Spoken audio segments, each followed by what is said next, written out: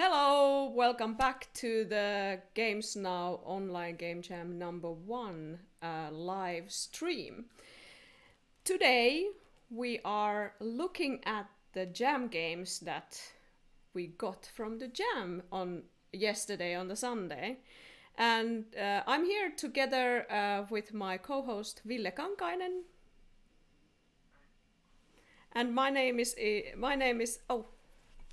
just a second. I almost forgot the audio of Ville. So Ville, can you say again?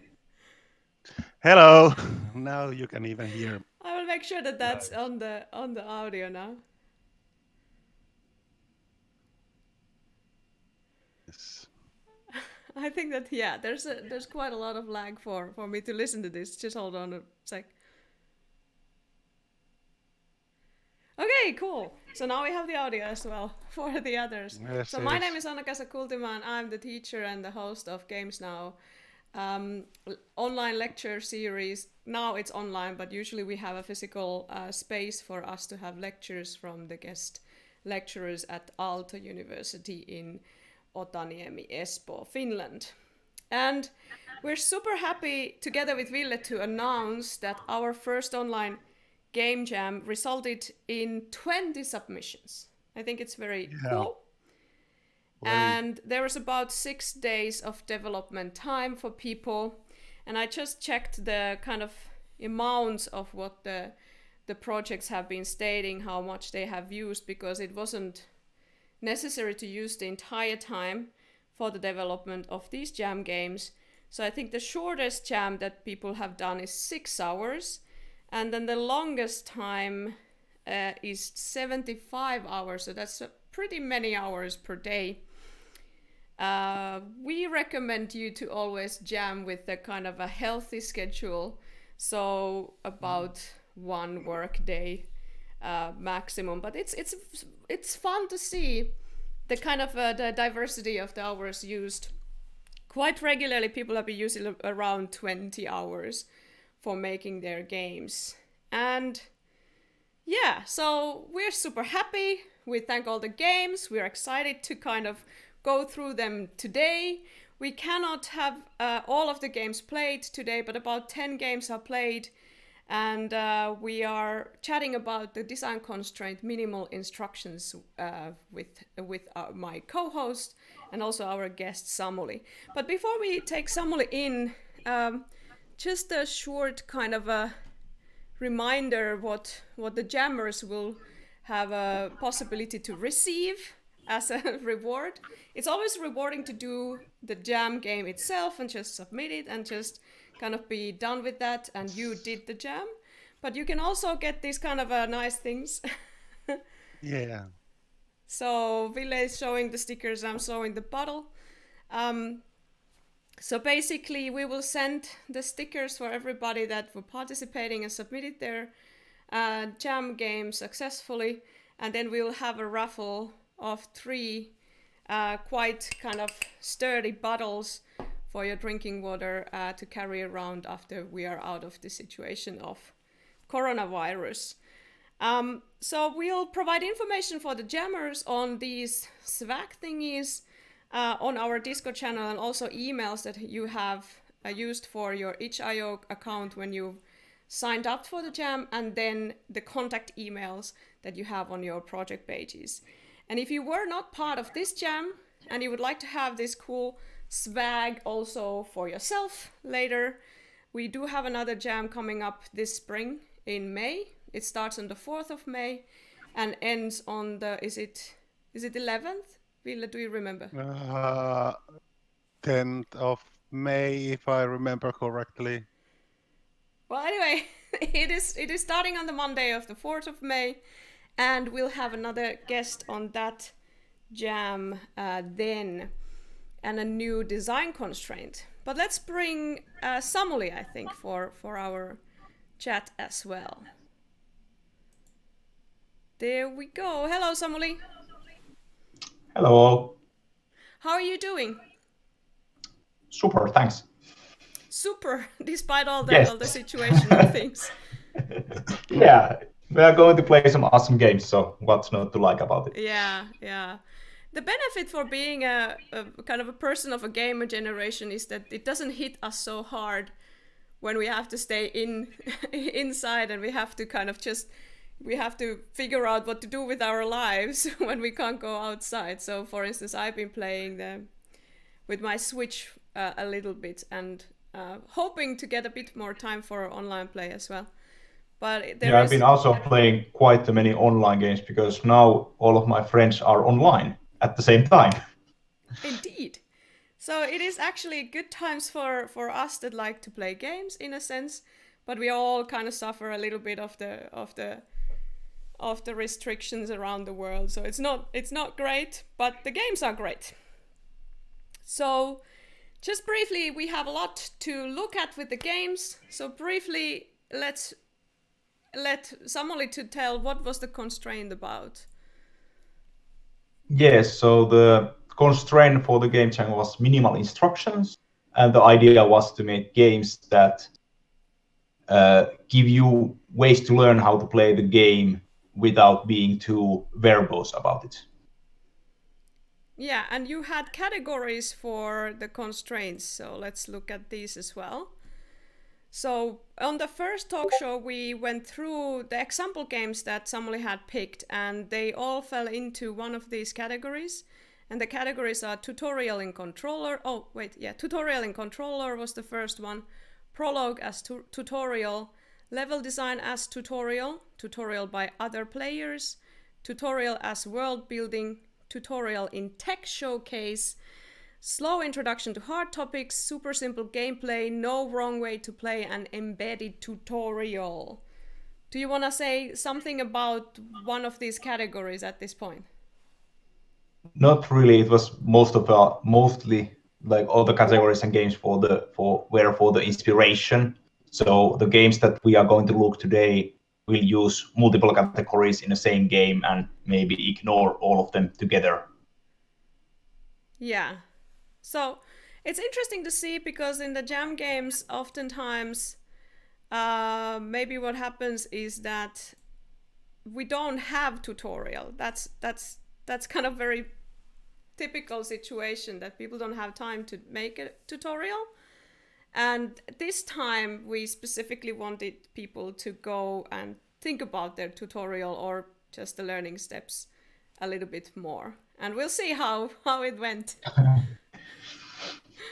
So here are actually all the games and the screenshots, the 20 games that has been created. So there's different kinds of games. There's platformers, there's shooters, there's classic arcade things. Yeah, and board game. Ville is specifically interested in showing this, and we're able to show it.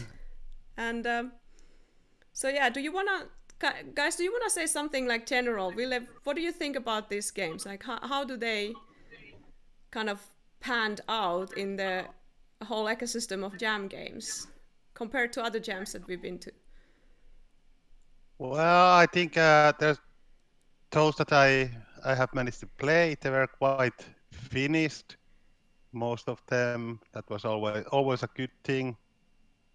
That get almost finished game, and there's very interesting cases there. Interesting games, ideas, beautiful graphics, different takes on. Some have taken more time to focus on the gameplay aspect. There's not that much graphic, and some are very beautiful. And I especially like the music. There are lots of good music in these games. Yeah, that's very true. Samuli, what do you think about these games in general? Yeah, there's actually not that much to add. I like the same as Ville, the variety of the games, which always happens with the game jams. But I think with the online game jam, because you don't have the other jammers around you, you are usually getting even more different kind of games, because people are not getting inspired by the same location and the same talks, but they have more inspirations around their homes where they make the games. Yeah. We did have good interaction in our Discord channels and everything. So there were some people discussing and showing what they've been doing, and yeah, I think it's also ideas. interesting times in terms of people being more kind of open for also Discord channel conversations and sharing online, because there is no way to share physically, even with your team members. So that's been kind of nice to see, and it's going to be interesting to see once we go through this whole virus era, whether that stays in a way, that the discussions will stay in the online forums as well. And I think that many here in this jam were actually doing their first solo project, which was also interesting. So was it that the World Health Organization yesterday or today was it's been around going around in the game communities, that they suggested that video games could be one of the good ways to spend time alone together, kind of apart, like playing together but apart from each other. So I think that that's what happened also. People were creating together, but in their solo projects, for instance. Yeah, that's actually something that you see in Lunde quite often, because the IRC channel for that is very alive, because the jam itself, the jam part is for teams, but the original compo is for solo devs. Right. So there's a lot of like similar things happening always during the Ludum there, which is always very inspiring to look at what other people are doing all the time. Yeah, and then look at the games also at the end of the jam and give comments and encouragement for the others. Yes. And this is what you can also do in each IO of our page, that you can go and comment on the other project. I saw already a couple of comments there. So that's always very enlightening and nice when you get even like not that great feedback, but just to get yourself noticed within the massive amount of jams that there are in each IO. So please send a comment if you are checking out the projects, because they are hardly like they are with your heart. They're always appreciated. Okay, should we move to playing the games, or is there something else that we would like to still say?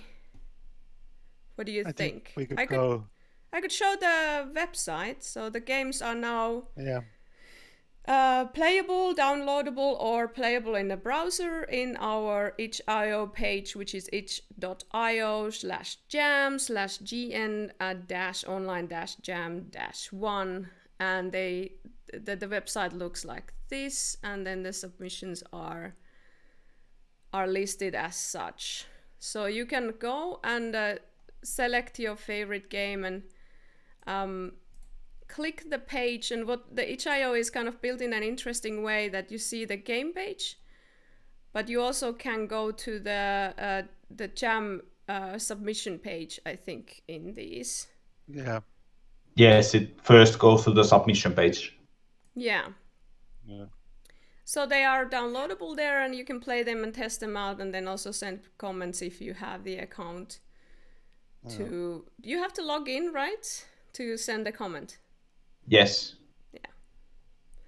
So yeah, that's also one thing could be mentioned, that there are different platforms also used. Like we had several browser games, then computer executables, and even a couple of mobile games for Android. Yeah, let's see. There is one Android at least, like listed in the like categories, but maybe they were not all listed. But many of the browser games often work with the mobile phone as well. So yeah, there was another game also beside that was an Android game, but yes. And notably, there is also 2 of the games are compatible with Linux. So if you are using your Linux, that's a happy news, I hope. Yeah. All right, so let's go into the game. And what? So we are going to go through the games and see kind of we'll chat about generally about the games, of course, but we will specifically concentrate on how they landed with the minimal instruction constraint, and what kind of interesting things they were doing in their game design in kind of a related to the constraint, but also maybe other stuff that comes to our mind. So this is pretty informal in that sense.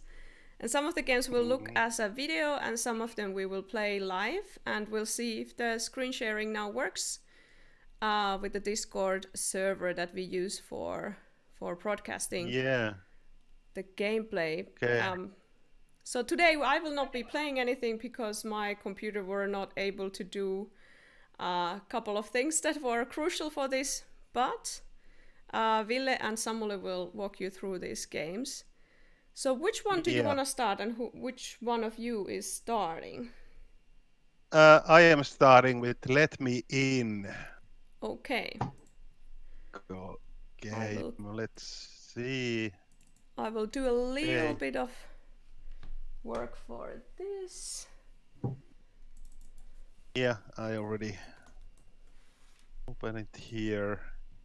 The game is by Aleksi Höylä. If you're able to put it on full screen, I can also scale it a little bit on the next. Yeah. Oh yeah, this doesn't allow, but I can put it this way. But is there full screen? It doesn't allow. Oh, this is very, very loud. I can't hear anything now. Sorry. So maybe you can play it. Maybe you can play it for a while with the audio on, and then we'll chat, and you put the audio on mute. Yeah.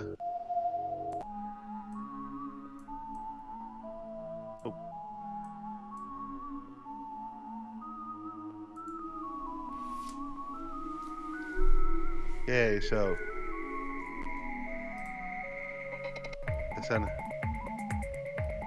Yeah, so the game started as with the interactive, not interactive, but with a little cutscene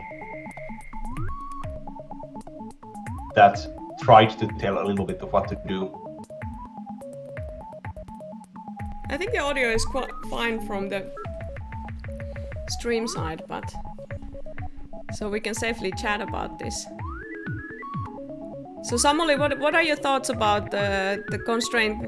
Which category of yours this is kind of fitting into the minimal instructions? I think that this actually would go to the world building one the most, because it starts with a cutscene that explains a little bit of what you are supposed to do. Obviously, also tells it like completely non-verbally, so you might miss like what you are supposed to do. But the gameplay is quite simple, so you will figure it out quite quickly as well. Yeah. I also like that you were able to play it with the keyboard or with the mouse or whatever you grabbed. So it just worked when you started playing it without even trying to figure out which input I should use. So this had like a 30-hour development time, and it was a one-person team. And I liked how kind of etheric in a way it was that it had a kind of strange feeling, like that you landed in a strange country, right? A strange world. And that's sometimes the biggest strength of games, that you are able to do something strange in a way. So do we want to say something more about this, or do we just take the other game? Yeah, I think like first time I tried it, I didn't look any instructions, so I was just like trying to find out what to do there. But I like accidentally beat the first level, and then I realized that you need to follow the arrow. There. Samuli, were you able to pick it up? That how do you play? Like how easily were you able to pick it up? Yeah, quite quickly, at least the controls. And then there was arrow pointing where to go, so it was pretty self-evident that I need to go somewhere.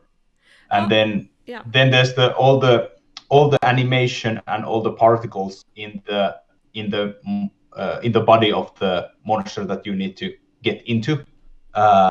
Were also like good like indication. Okay, this is something that I will look at because it's the most animated part of the body. So maybe I need to go there. It was also color matched to the player, so there was multiple signs of telling you what you need to do. Right. Yeah. But how much do we draw from like our previous gaming experiences in order to understand these? I mean, for this one quite a lot. Yeah. Yeah.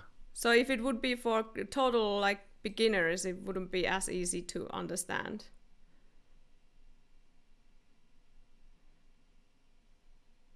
Yeah, very probably, yeah. Yeah. Gaming literacy always helps with this, so Yeah. you I was realize, but like a first thing, like even without looking the instruction, trying the VASD controls and mouse, like with all of these games, like the first things you try out are the typical controls. So let's take the next game. And what was the name of the next game? Grumpy Librarian by Klaus Heikki. Grumpy Librarian. Okay. Librarian, yeah, librarian. That's even better pronounced. Let's see. Here. This is a little bit different in terms of genre and also visual style. Yes. Loads. And how it uses the theme is also very different from the other games. Yeah. How does it work? How does the instructions work in general with visual novels? They usually don't really require that much instructions if you are familiar with computer interfaces. Yeah, indeed. So it's not like it's interesting. I don't know what to say about visual novels in general. I don't play too much of them, but it's just a kind of like how do you really like is it a cheat that you can do a visual novel and you don't have to think about the instructions, or what would we think that is the best practice for the visual novel instruction, minimal instruction constraint? But here the instructions are in the story itself and not in the how to play the game, which I find is totally valid way of like just using them. Yeah. I often ignore the themes in game jams or just like totally use them in a way that suits me. So I can agree with this kind of submission quite much. I also wonder, like in the text adventures, there's usually there's nothing else than the text. So what you have to do is that you hint the players through the story what to do next. So would we consider that also the minimal instruction, or just the regular, typical, canonical instructions of the text adventures? Is there different ways to do the instructions on the? Yes, there definitely are, because some of them actually explain the controls as well, and many visual novels have some game logic in them as well. So, for example, Christine Love's the most recent game actually had this mechanic of like not always picking the choice, and you could go forward in the story. And so it was explained in a couple of scenes where you could like accidentally like skip over saying things or say other things in the game, and then later it was used in a more like meaningful places where you were actually able to get like bad outcomes out of it. So I think it's important with the visual novel style games, if you have any kind of game mechanic, to like then introduce it and not try to wait that people to understand it. Right. But here in this game, we should maybe explain a little bit of like how this game works, because most of the people haven't played it. So here the instructions are actually in the book of a librarian. Yeah. And you need to read these instructions and remember those instructions.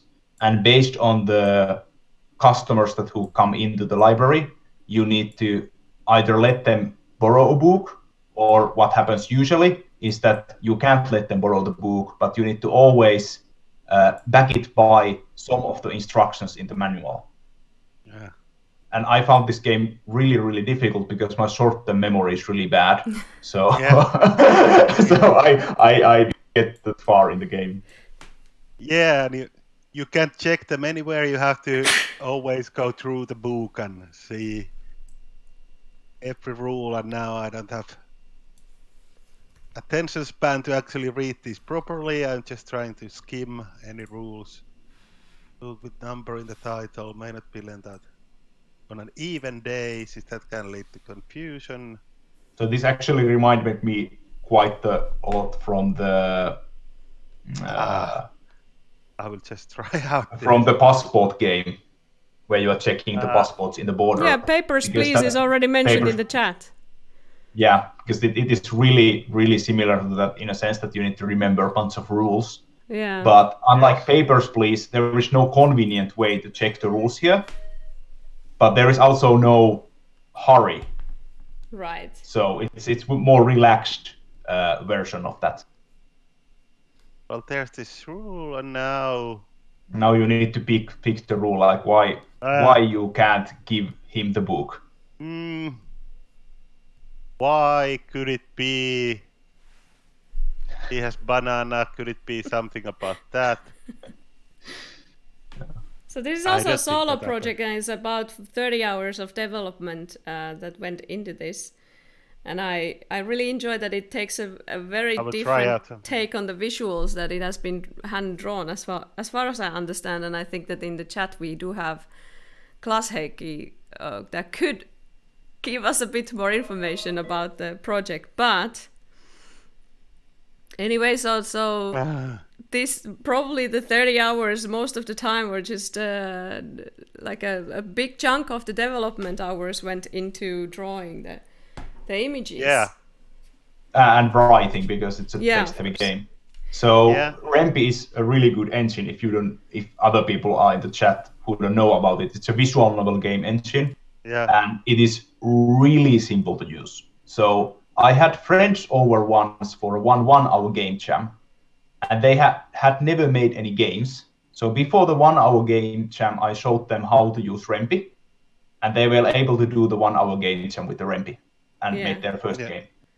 Yeah, that's the magic of the tiny tools that are open tools that you can really, you don't have to be a programmer or an artist even. Like in here, this is an artist game, but you don't have to be an artist, you don't have to be a programmer in order to make a game, which is not always so known by the wider population. And also for some of the more experienced programmers, it might be surprising that how fast you can get into setting up your game with the tiny tools instead of like using Unity or even more Unreal. So even for the experienced ones, the tiny tools can be a good kind of approach for making jam games, because it's fun to use different tools that have different constraints, also what you can do, and you can creatively try to figure out how to use that. That actually went through. I just tried it out. Yeah, because it was a valid point, I guess. Yeah, the problem is that always when you check the rules, that the customer disappears, and you can't apply that.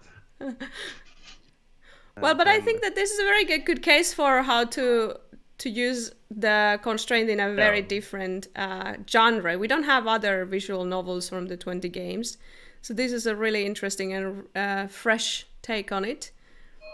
Does Ville still want to say something? I think that you're just completely captivated by the game itself and try to figure out what to do next. Yeah, I don't know. I really like the graphics here, and one thing is that using this simple tool, you can concentrate on the story and the content of the game in a way differently than doing some more complicated stuff and technique-wise. So I think that would be good option for sometimes using this kind of tools. Yeah. But let's take the next game. Was it again also like Ville would play something that was on browser? Yeah. There's a browser game. I can skip directly to that one. And this takes on the. Yeah, this is a being social mini game about being social. This is very timely with the topic itself and the theme. Yes. It was there. And made with Construct 3. Yeah, I need to put it full screen here. So we see lots of different tools also used in this jam. Yeah. That's interesting. And again, it's like no instructions at all how to play the game. And yeah, now it took, yeah. Now I realized didn't work, so it's the arrow keys. So I like the animation of the blob, the main character here. That kind yeah, me too, and lots of other happy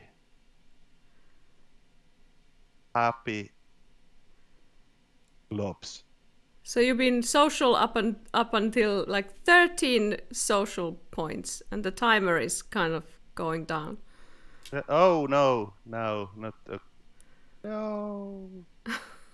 It's quite sad game also. Oh no. Consequence. Yeah, no one. Yeah. Yeah, they are dying after you. So. Yeah. So you didn't live to witness the death of the others, so to speak. Yes. Pretty morbid. Yeah, that is quite morbid game. That's so sad. I don't know what to think about this. But Samuli, do you want to say something about the constraint, like the instructions? The minimal instructions here are that there are no instructions. Yeah, so here I think there was also some other games kind of like this in the jam where the minimal instructions were understood as no instructions, which is not maybe a good way of going, because like you would see here, Ville didn't remember how to control this game, so he had to try different kind of buttons. So in the later games that we are seeing here, we are going to see different ways of people putting tutorials and instructions in the games. Yeah, here I think and they were a bit more successful. I think that here would work really perfectly if there would be just in the upper corner of the game view, there would be just the buttons to be used. I just realized that they go away from me, but then they got stuck on the tombstones, so I can... So now you're trying to infect everyone. Yeah. Really friendly, yes. This is like playing the... What is the game where you... It's not... let me see. The mobile game where you to play the virus itself, like plaguing. So the whole purpose of the game is to spread your virus everywhere, or a fungus or other. So I think that, like, interestingly, like this is I would say this is a typical jam game in a way that the instructions are missing. They are missing from the description, they're missing from the game itself. And minimal instruction doesn't mean, I'm sure that Samuli didn't mean that there wouldn't be no instructions whatsoever. So you have to figure out a bit how to instruct your player. And here would be very easy and fast thing to do, to just add the button scheme, which wasn't one of our categories, was it? But it was the embedded tutorial. Right. What was that we talked about, the fast fix for jam games, just slap the controls into the background of the game. Yeah. So at the kind of end of our talk, there was that possibility that is more typical and quite jam friendly, because it doesn't take too much time to put an image of the button scheme or some kind of a text if you don't have time for graphical assets. But it's not a bad thing to do either. So I wouldn't say that no instructions whatsoever would always be the design goal. It's just the kind of, how do you make sure that the people that are not you understands how your game is played. But then at the same time, you oftentimes, like jam games, you end up you run out of time. So I think that today, before this, we were chatting with Ville that maybe sometimes you would have to start with thinking about the minimal possible kind of a tutorial or instructions to put in the game, so that you wouldn't always cut it from the jam that you don't have any instructions. I don't know what you think, Samuli, on that. Yeah, I quite often have like some kind of at least template for where I would put some kind of instructions when I'm building the game, and then at the end I will slap them there. So I have basically some kind of placeholder reminding me that hey, you need to at some point put here the instructions. Yeah. I think it was good point that Samuli made in our previous tweet show that thinking about what is the player's first experience when they see the game, and that is like the first few seconds there should be some kind of instructions how they come into the game. And Yeah, or I think, even at least on the page of the jam game, so that you can go back and it's like, what do I actually need to do in this game? mm-hmm. So, but like my personal experience from the jams is that the upload process and making the upload page takes at least like if you have like 1 hour jam, it takes another hour to make a decent like upload page if you not just completely do it rushed way. So like like video in itself can be an instruction or can be a tutorial or there can be a sentence, but this also takes time for you to make. So if you only have a very short time and then you will run out of it, then you don't have an instruction there. And this jam project was there's 2 credits. So there is Solid Park and Lucas Prediger. And the other one is moral support and coding supervisor. So I think that this was a lot of it. It was also a solo project, and I think it was quite successful in terms of making quite simple game in itself. So I think that you can figure it out quite fast how to work it out, but you would have to have a little bit of gaming capital in order to understand what happens in here. And this was also like 2 to 3 hours per day during the jam was used for this project. Yeah, and I liked it how short it really was, and it was very easy to play through and everything. There could have been some kind of actual end condition. Now you just see how many died or not, but there's a little bit unfulfilling. Yeah. Yes. So I don't know if the curve was flattened or not, but very timely topic for this jam game. Yeah. But what do we play next? So I think it's now the browser games from my browser. Okay. Yes. Shoot it. Yes, and, let's open them. Am I right? Is it going to be Slide the Slime? Yes. Slide the slime. Let's slide the slime. Yep. And this most likely have a audio again, so I won't be hearing you too well. Yeah. So this game didn't instruct you with the controls, but it works with both WASD and arrow keys, so it's quite easy to figure it out. Obviously, it would be always preferred to, like, especially on PC games, to show the controls because there's so many buttons on the keyboard. And then I like that when you start moving, you will see what happens with the slime. So obviously, you will notice that okay, maybe I can go up here as well. So there is no like tutorial of how to climb, but the graphics themselves and the level design of like I need to go to this animated part here really clearly show you what to do first. Yeah. And I think this is a really good first level because it shows you the main mechanic, which is the cool gimmick. You get the coolness of the game. Yeah, I'm this awesome slime. I can walk on the ceilings and the walls. And it also explains you everything you need to know of playing the game. And then the next level introduces already a new mechanic, which is fine, I think, because just sliming around is quite simple to understand, which is pulling these switches, and you're going forwards nicely, but then you notice that, okay, I can't go forward. And why is that? It's because the switch always moves depending on where you, as a slime, go. So you need to start going around and making a note of like, which way are you going from the switches. Yeah, I think this is very well done in terms of like teaching the player the basics. Yeah, Yes. this was I think this was one of my favorites as well. It's like the graphics are very very simple, still beautiful. They are also like a infographic style, so they will always tell you where to go, what to do, and Abhishek Yeah, in and I think the this- chat says that the background design speaks as well. So yeah.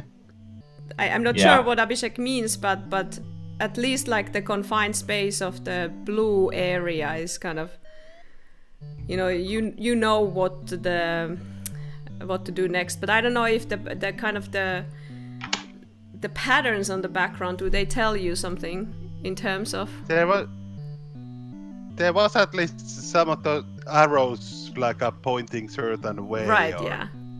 And Yeah. now, if you have, is it like when the door is closed, there's different background there? Yes. Oh, so And, the animation in the background. Yeah, not the animation, but just the background tile. Yeah. Yeah, But the this is like very clearly when I was talking about the categories about the level design as a tutorial, and this is kind of like a by the book example of it. Yeah, And it wants me to like it leaves me with wanting more, yeah, which I think is very good feeling of a jam game. yeah, definitely. Yeah, So- I also when playing this, I was thinking some old this kind of puzzle games like Flood was one game that I used to play with Amiga back in the days, where the levels were flooding with water and you have to find your way out each level and so on. But yeah, I definitely got the feeling that I would like to get deeper in the game and learn more and more difficult puzzles and everything. So I would really love to see this taken further, because the basics are there and now it's all about like level design, and there is chance to introduce some other game mechanics as well if need be, and it could be done like bringing one new element in the next level or something. Yeah. Is there something, Ako, you wanna still say, or should we go to the next one? Yeah, I wanted to okay, Samuli, your image is not showing. Your webcam is currently black, but I just wanted to find you should the see video. the game. You should see the game. No, there's only No, black. there is just black. But anyway, so I wanted to add that this is also a solo project, and it was done in around 48 hour, the type of the time slot that Global Game Jam perhaps has.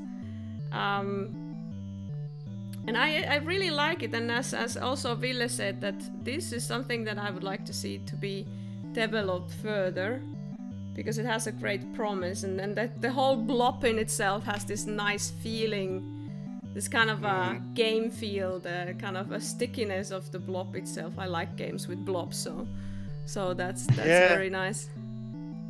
And music, very simple, but it fit the mood of the visuals and the blobby music. Yeah. Yeah. Bloppy music is a good way to put it. Yeah.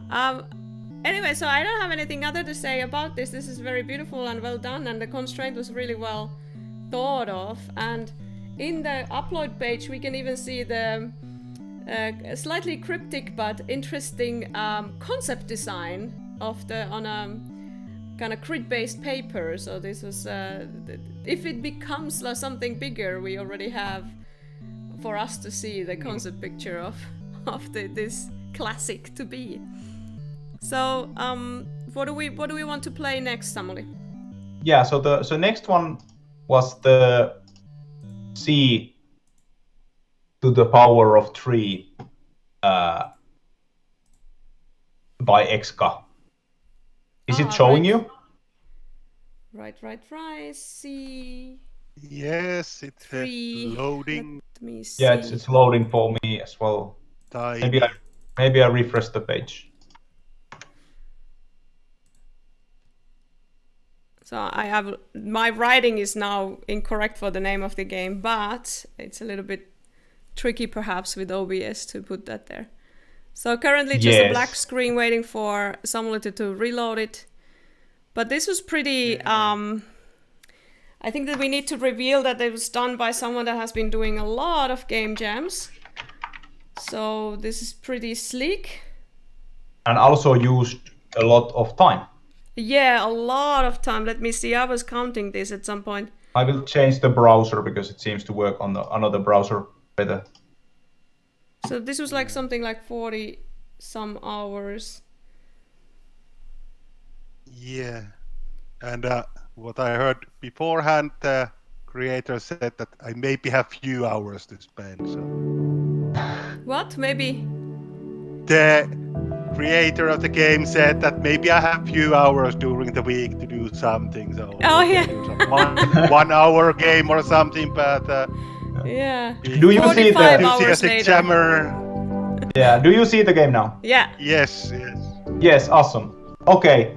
So this has like a very direct tutorial. It's like there's an arrow, and maybe I should press the arrow key, and then I can see that the block is turning, and very smoothly goes to the next level, where it's still explaining me step by step how to solve a map. So I can see here that I need to collect that little dot before I go into the ending. And here it gives me the full freedom of starting to move around. So it gets rid of the tutorial at this point. Yes. Yeah. And there is no more tutorial after this, and it just levels that you start playing through. Can you go back to those squares you were already? Yeah, so I would like to first talk about the good things that I like. I will talk about the bad things after that. So one thing that I like is that the movement is not actually tied into animation. So you can actually quite quickly tap yourself around. And now you saw that if I fail, it rewinds me back automatically where I started from. So I can try again. Oh, yeah. But as Ville said, there actually is no undo in this game. So if you fail, you need to deliberately go into a state of failure to start again, which is a little bit of a minor gripe of the game. But all the levels are so short, so it doesn't really matter. But if this would be more complex or longer game, it would be a huge problem. And that's actually very common with the jam puzzle games, is the lack of undo, because undo is difficult to program. It's very sleek, and it has this demo scene feel in the visuals. Yeah, very demo scene vibes. There came a hint that you can also press space to go back from the. The reset the whole level. Right. Yeah. Which is good. It's good to have this kind of reset when you notice that you are dead. But that wasn't explained at anywhere, so I actually, when I was playing the game. Yeah, the creator says that left something for users to find. Yeah. Not everything in the tutorial, which is also a good advice that it's good to leave something there, but you teaching the basics. This does it very well, and it fits the graphic style also, the arrows and everything. Yeah, and the graphic style and the audio visual whole presentation works very well together. Yeah, definitely. I think that we're living a certain kind of a design paradigm that everything needs to be taught.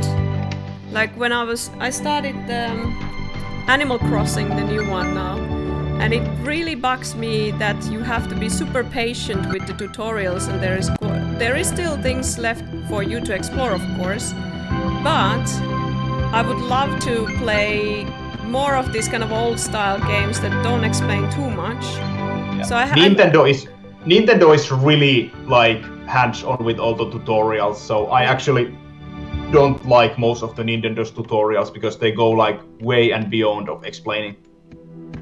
Yeah, it kind of it bugs me in a way that I would like to be left without the tutorials, but then at the same time I'm quite lazy to explore, so I wouldn't not find the stuff. So holding hands of the player is the paradigm that we're living in with games because of the wide audience as well. You don't want the players to miss completely some of the features. Because it's not a typical player type that would explore every buttons and every corners and everything. Yeah, and you really need to start rewarding the player of exploring the different things for them to actually start doing it. Here we get to another trouble with the game, which is that even though we have this sleek, awesome graphics and nice cameras, sometimes the camera rotates so much that it's not clear which way you are facing. So if I would now press up, it would actually go into the goal. So I need to press right to go into the correct direction. I'm just very critical of this game because it's otherwise very polished. Yeah, don't get it wrong. This is super sleek, but also from very experienced person. Yeah, and definitely you don't have time for everything, so there's always this. And it's very understandable in a game jam. But that's something that you need to always balance out the sleek visuals and the gameplay. Yeah, and there's lots of content here, several levels and everything. Yeah, I don't know. Is this generated? Is let's see. Exa online? Because it's online. Because I was not able to reach the ending. I collected 100 orbs and it was still going on, so I suspect it's generated. Pure RNG. Yeah. So this was created by Henri Sarasvirta, the code and the design, and then there's additional resources used. Music is from Ultimate Game Music Collection, and audio effects are from Casual Game Effects Pack. Font is from Google Fonts, Sebastian Koch. So this is also kind of interesting to see that if you are very trained as a jammer, you also know, or as a professional game maker as well, but you also know different places to get cool music and other stuff that you might need for your game and still do the solo project. That is pretty amazing.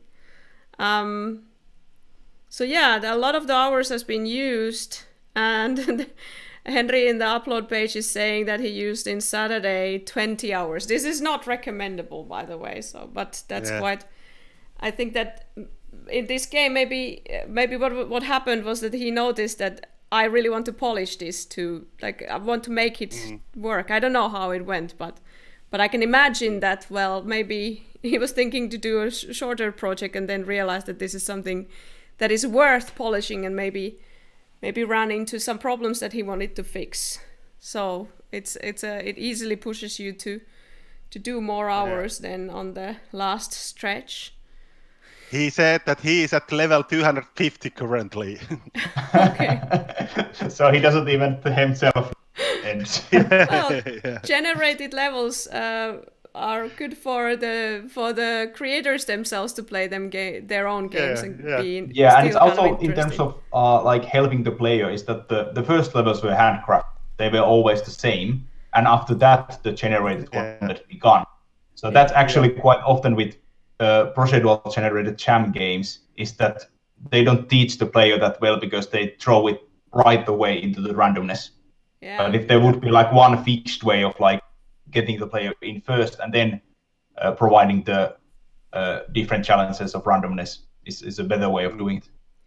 Yeah, that is actually very good advice. And when thinking of jam situation, if you have a group of people doing what, some could concentrate on doing those first two levels, all the design it's needed for these teaching players, and others can concentrate on this procedural stuff, which can take also time to develop it. And my tip for the jammers is always do one level.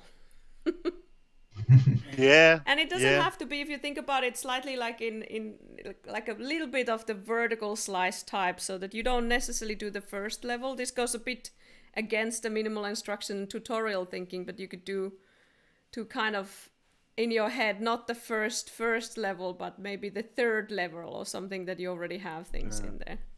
And then if you further develop the project, then you would do the first levels even more carefully. And I think that some professional because I'm a game scholar, I've done a lot of developer researches, so there is that oftentimes it's best to do the tutorial level. In the professional game development, tutorial level is done last. Yeah, very often. Yeah. So There's in a basically way, the this is a huge pressure for the jammers to do the tutorial parts. Yeah, good exercise though, but yeah, it's not easy to do tutorial first or no, it's not. It's kind of like other way round to develop than normally. So Guronjani from the chat is saying the better you do, the more is expected of you. And this is exactly what perhaps happened with us now. Samuli was very critical, specifically because the game is good. I put your voice. Can you repeat? So so the better you do, the more is expected of you. And this is what we exactly did with the Henry's game. Yes. And I've jammed with Henry myself as well, so it's this kind of friendly criticism. Yeah. Yeah. But anyway, so and he commented that he will soon make a short description on how the layout is built. So hopefully he shares it maybe on itch.io. So Ville, you have a back channel with Henry apparently. So you are. Yeah, on our Discord. Yeah, the Jam Discord. Yeah. Oh, it's in there. People okay. People are discussing here as well. Cool. Let's go to the next game. So was it still from Samuli you? No, it's next to the executables and the board game. So okay. Back board to Ville. game. Yes. Let's see. I have tested this. So now this was made with Tabletop Simulator, which is this Tabletop Simulator. You will see it's this software. You can download some games. There's lots of content created by users in Steam. This is $20 in Steam or something like that. And Steam Workshop, I loaded this one as well. And the creator said that also understood that no instructions. So this is very interesting take as it is board game with no instructions. Yeah, usually board game experience is heavily to do with reading instructions. Yeah. But this was not like but this was not completely like instructions, because can you get the deck of cards? So the cards themselves started to show some instructions. Yeah, and also this like a color code in the board. Like now I'm getting some green tokens out of here, so they probably go here. The board. So Ville, can you tell us a little bit, like, are these icons that we see on the sides, is it from the tool that you're using? Yeah, the tabletop simulator. This is all the graphics and everything are from that tool or. Yeah, basically all the play parts, so the board and the tokens and the cards. Yeah. You can make your own games here or play, and there are lots of like existing board games that have been translated into this digital version here. And so is it very COVID time relevant as well, because you can play board games with the distance? Yeah, and this is like simulating all the physics of board gaming. You can, for example, change the weight of these. There's like, this just changes how high you lift them, but you can change the weight of these tokens and everything. So Leo Kremcher is saying that there's also printables. Yeah, you can print. If you have a printer, we don't actually have a printer at home, so I would have to hand draw. Yeah, stuff. There's a printed version as well. But yeah, now I put these here. Do we have anything here anymore? No. Yeah, put it we are still somewhere missing under. the deck of cards. Yeah, there are 2 decks of cards, Oh yeah. but now I was testing these. I can, like, let's draw this to my hand. Okay, this is some kind of instruction. Like I can eat the green one, I can eat the red one, but a pink one. Is But this like what? Othello? Yeah, but it says, does it says draw 2 or 3, or I think you need more cards into your hand. Where does it say that? In the deck, does it say? Oh yeah, act. So I draw 3 cards. Yes. I think Oh, we yeah. have the developer in the chat. So this was created by Leo Kremcher, concept artwork, music for preview. And 10 hours were used for making this. Yeah. Can you have 2 hands in the same screen? I haven't used this software so much, so this is now I'm just playing alone. So I can change the turn or something. Yeah. I can. Because that's very self-evident that you can at least move the green ones forward. Yeah, this is probably like if I play this one, I can move this. I can just draw here some cards as well for the red one, and maybe if you play like normally, well, these are all. I didn't shuffle the decks. Like, can I do now anything because I can't eat anything? That's a little bit. Yeah, it's a little bit unclear. Can you use it without eating? Yeah. But that would be again like with the board game, because it's another human that you are playing against. You can on the spot agree on the rules. So at least here I would agree that maybe we should be able to move even without eating. Yeah, definitely. But this is actually very interesting. It's not easy to make a board game without any rule book or anything, but you can. So Leo is saying in the chat that yes, you are right. You can move without eating. Okay. So yeah, then I will. We are cheating here a little bit with the instructions because we have the developer instructing us. Yeah, but that could have been also a little bit more like a. Will I have a question for you for the tool? If there would be a rule book, would it be just like a text pamphlet or something that you put on the table, or is it just like a window to open in this simulator? Usually, if I tried, I think you can have rule books here also, but it's often like with this kind of software that people already know the rules, or they have you can have the rules as PDF or something. Right. I think in this you actually have the. So Samuli, would you agree that some of the a lot of the, I think that we touched upon this issue in the first chat, is that on the board games there is oftentimes another player that is more experienced. So you basically, the tutorial is the other person.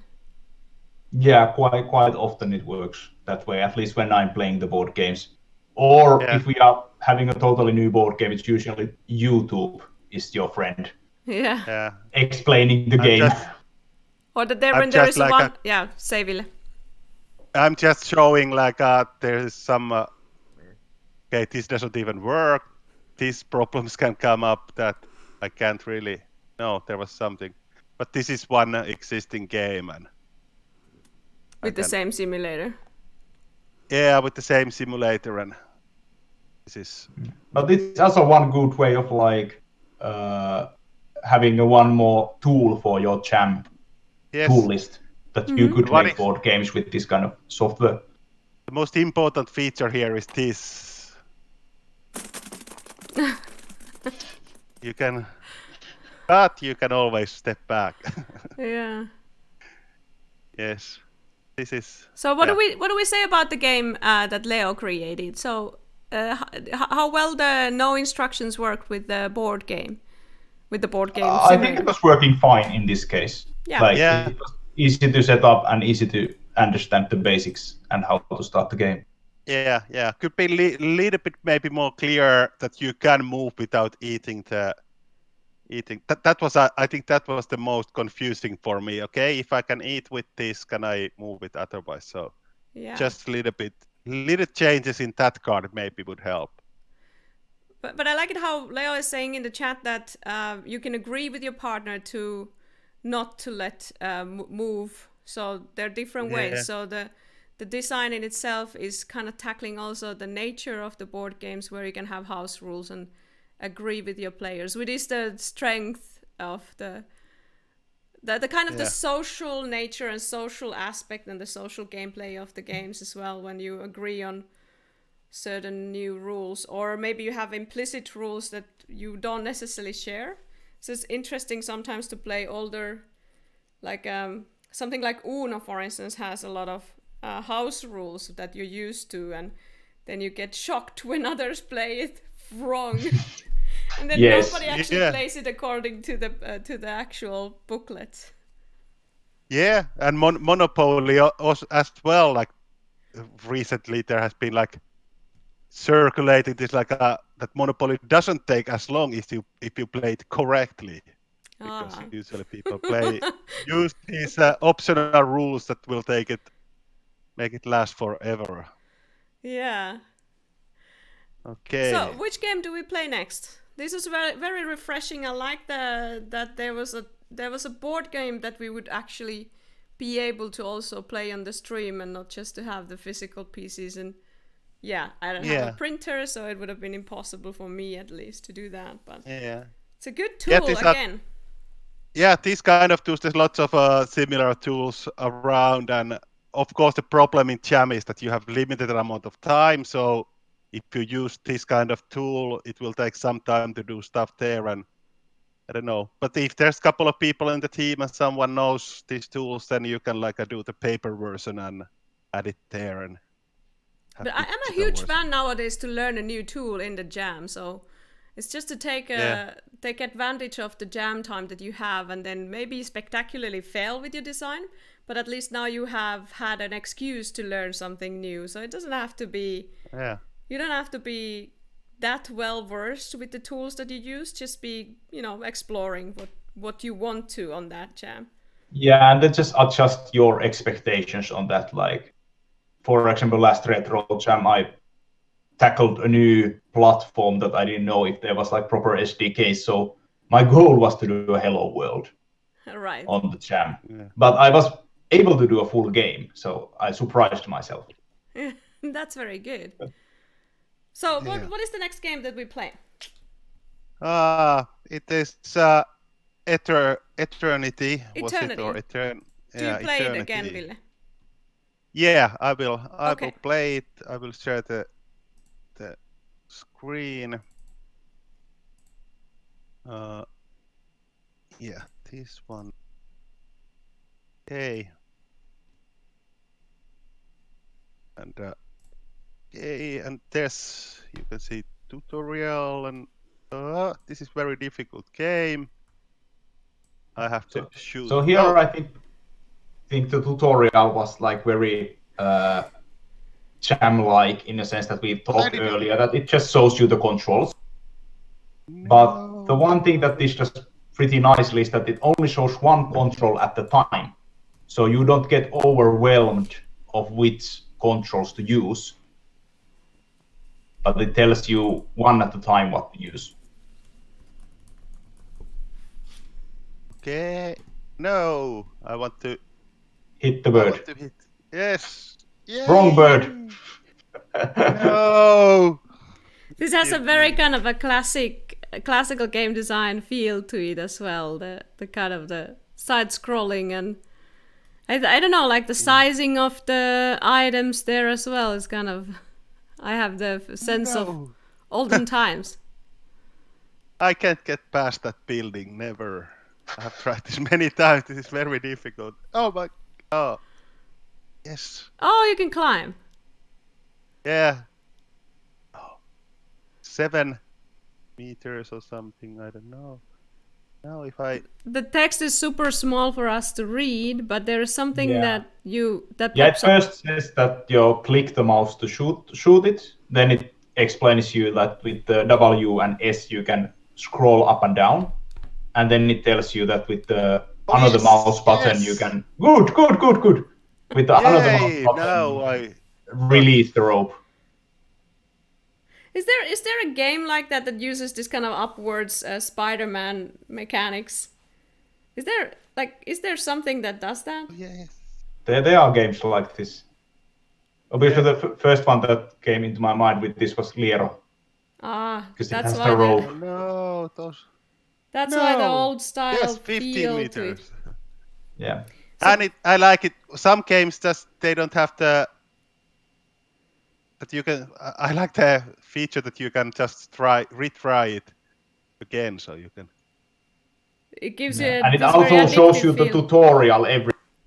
So even if you Yes. miss something, you can just read the tutorial again. And this kind of Yeah. like game would be perfect to like just leave running, so anyone can pick Yeah. up and play and try it.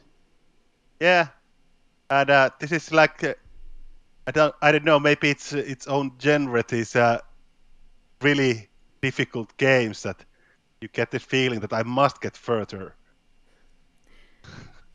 even Yeah, if it's very that's the hard. kind of a style of the old kind of arcade games as well that you. Yeah, Because those were coin operated, so you would have to have a feeling that, damn it! I have to do it once more and I have to put one more coin inside. So this is like a classic in that sense. Yeah. For me, it reminds me a little bit more of this kind of like old Flash games.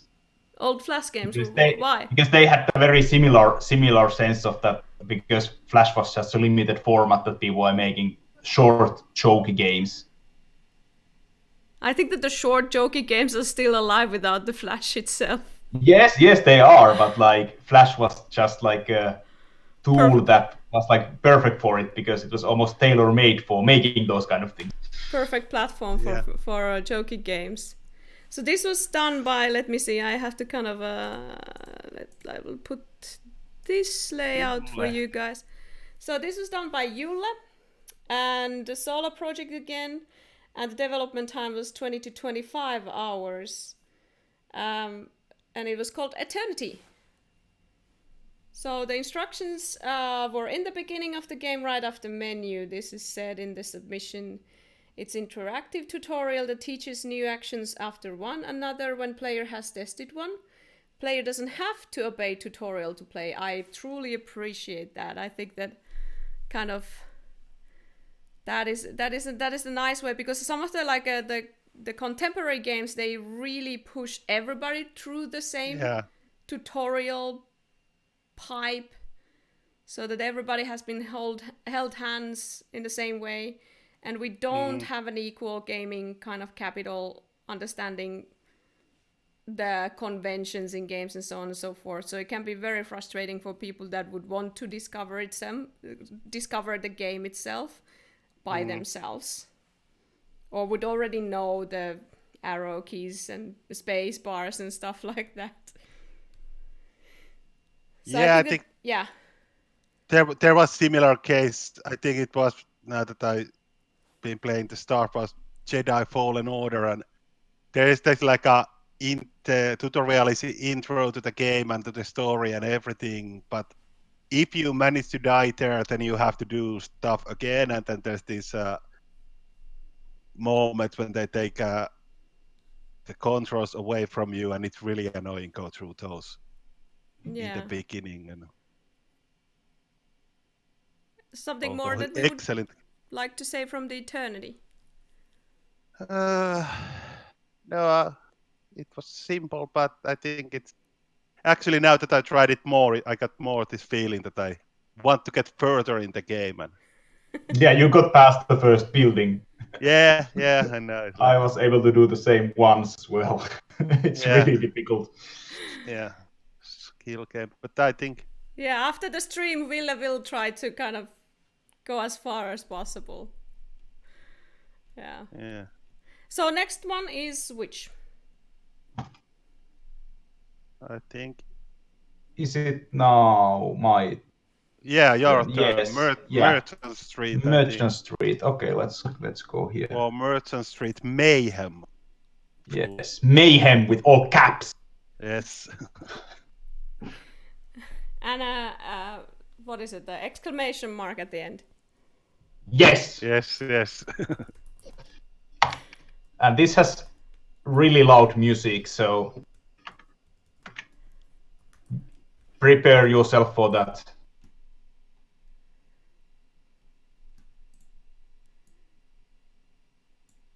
Liero mentioned, yes. Yeah, torille. Oh yeah, that reminds me of Bionic Command. Yeah, that. Here we go with the Yeah, music. Bionic Commando. Yeah, really similar to that. Yeah. Can you see this? Yes. Yes. Do you hear me? Yes. Partly. I almost hear you. Oh dear. So here I think the menu was really nice. I need to turn down the volume because I'm getting deafened. So I think here the menu was really nice because it shows you the the attitude of the whole game, and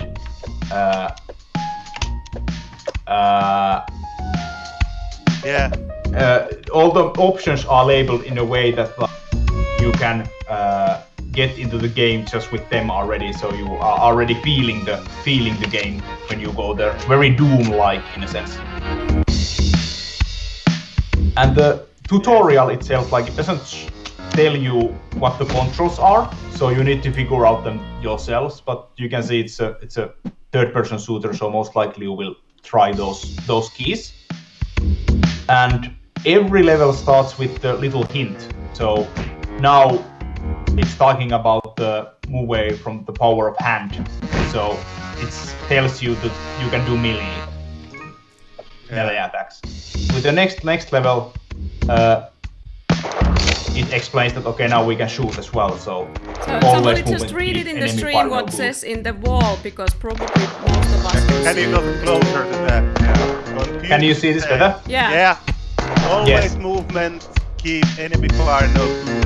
Yes, and I like how they are like written with this like a poor grammar to be something very profound that Confucius would have said, even though obviously he never said anything like that. Yeah.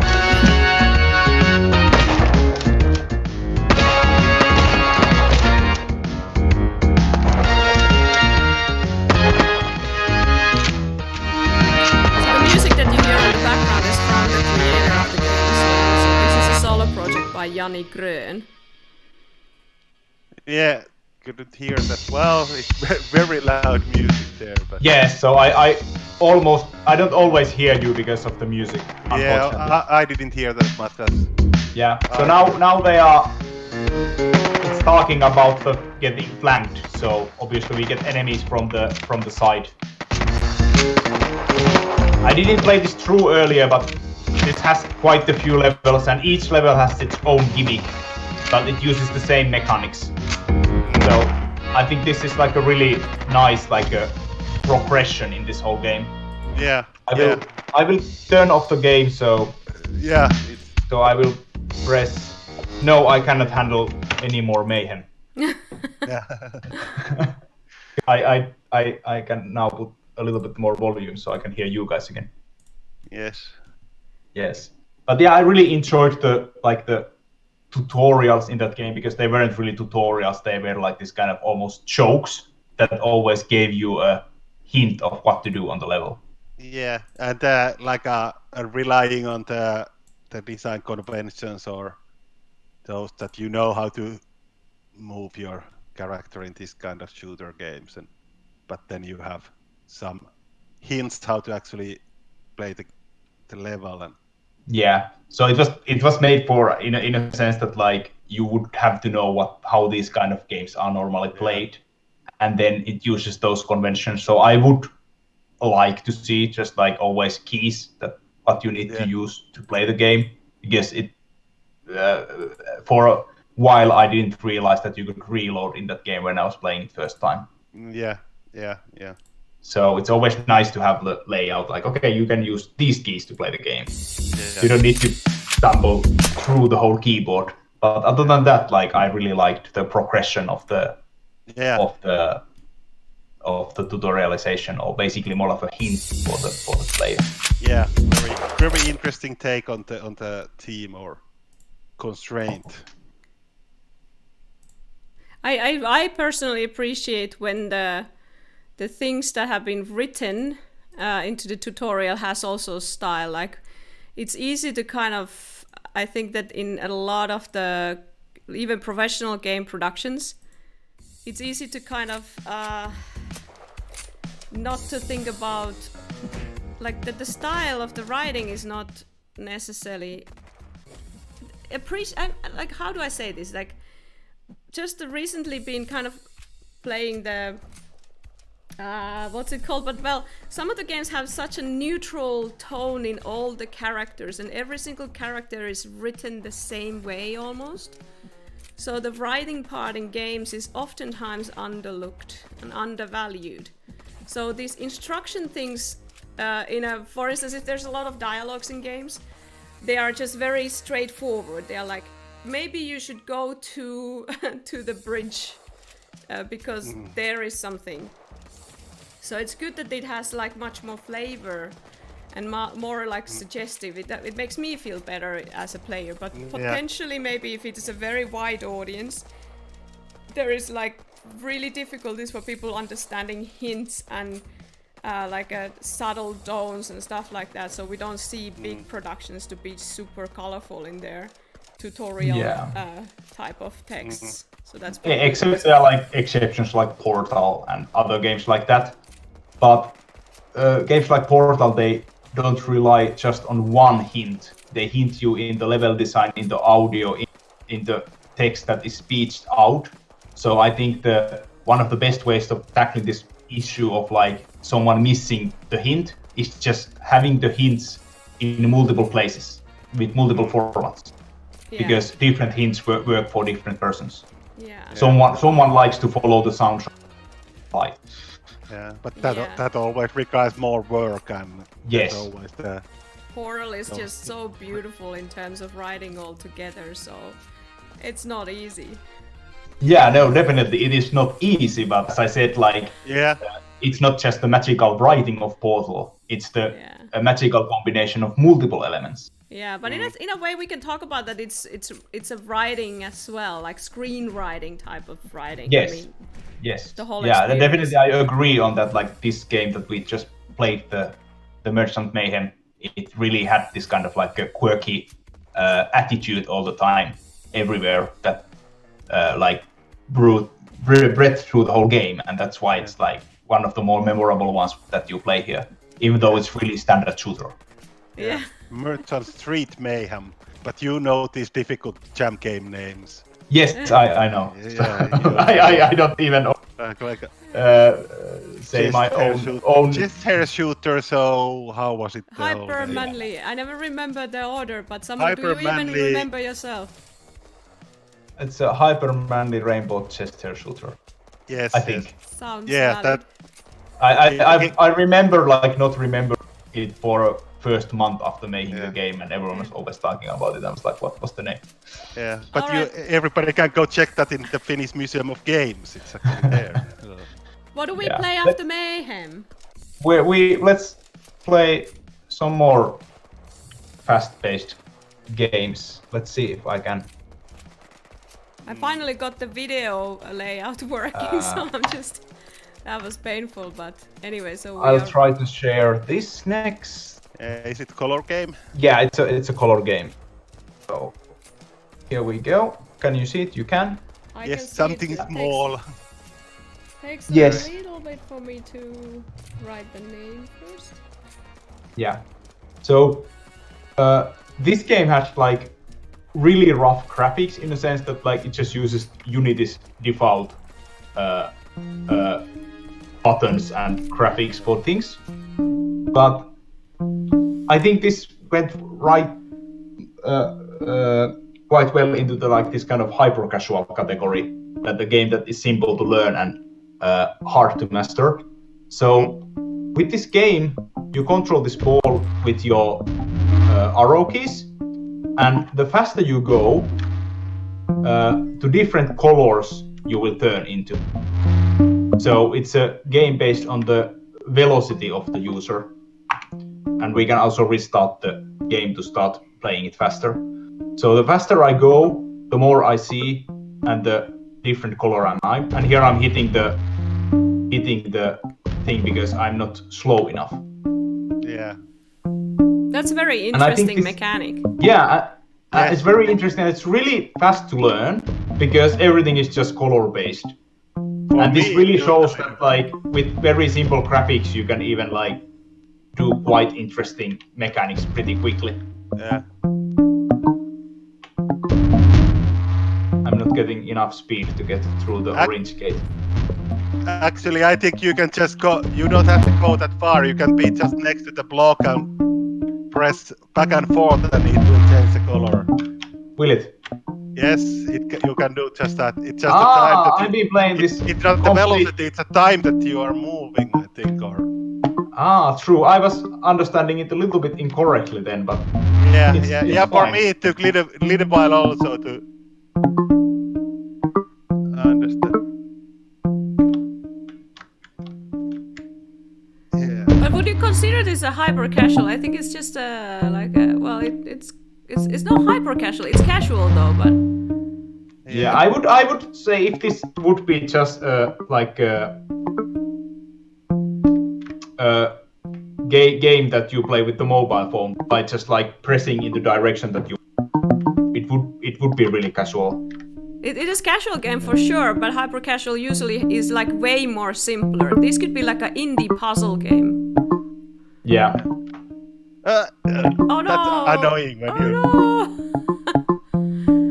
So the limitations of the things that you can do is the kind of it's proving, even though Samuli got it wrong, but still like was able to play it. So what are the keys that you're pressing currently?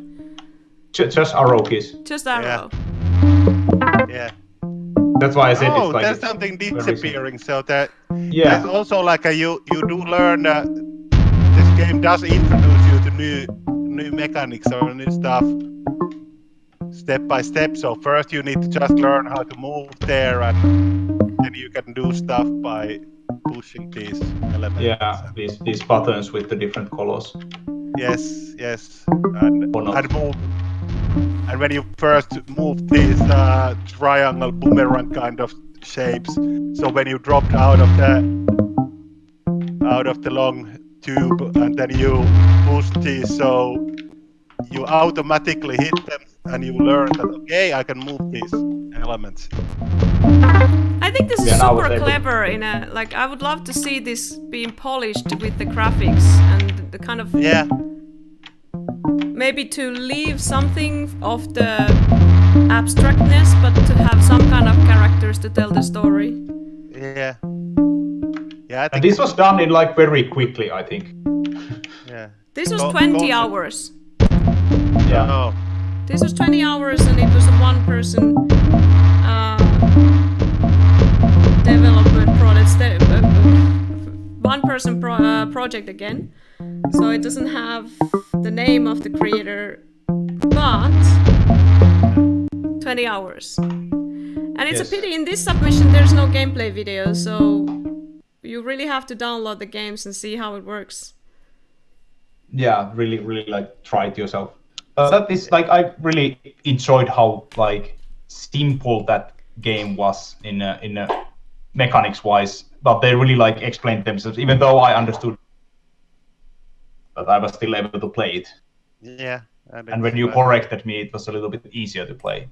Yeah. It took me a little while at the beginning when I tried it. Like, how do this changes color? And then I realized, and at first I also thought that it was velocity, but then I realized it's just like you have to keep on moving certain amount of time. So yeah, and there's actually in the start screen you see there's like a different. You can press different button with different control scheme. I think there's 3 play buttons and.